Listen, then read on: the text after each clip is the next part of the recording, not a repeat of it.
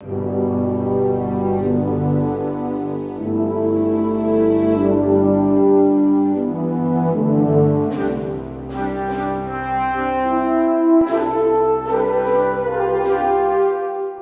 investigator is indeed fortunate who can contribute a tiny stone to the great edifice which we call scientific truth.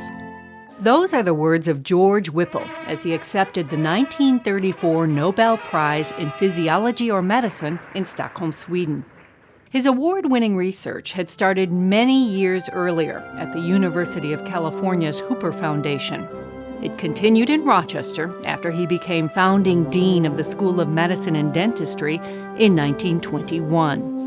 Using dogs, Whipple studied the effect of different foods on anemia caused by significant blood loss. He kept meticulous records.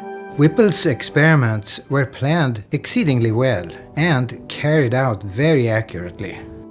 Whipple discovered liver seemed to be the best food for repairing anemia in his dogs. This finding caught the attention of two Harvard University scientists who were studying a different type of anemia, pernicious anemia. No one really had a clue what the cause of this disease was or how it could be treated. The early 20th century, pernicious anemia was a huge medical problem, almost universally fatal.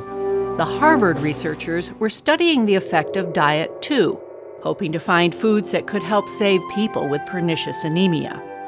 And eventually they set up a study, one of the largest studies at the time, of some 45 patients with pernicious anemia and began feeding them really a very elaborate diet. This diet contained a lot of things in it besides liver. But through a series of trial and errors, they began to sense that liver was the main beneficial effect.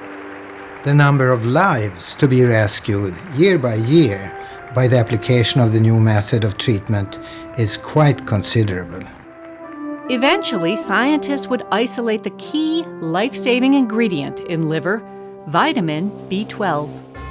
And today, you would have to have an injection of B12 once a month. You could do anything you wanted to do. You could be an Olympic athlete or anything else that you might want to do. It would be of no consequence if a diagnosis was made. Several decades after winning the Nobel Prize, Whipple retired from the University of Rochester. His office was turned into a museum. Everything left just the way it was the day he closed the door. However, the pages and pages of handwritten notes recording his Nobel Prize-winning research were not there. After Whipple died in 1976, his children gave the Nobel Prize medal to the university, but not Whipple's painstaking research. No one knew where it was. Then, more than a decade later, minor librarian Chris Houlihan received an unexpected visit. A maintenance man came to me, and he said, for years I've been using a closet.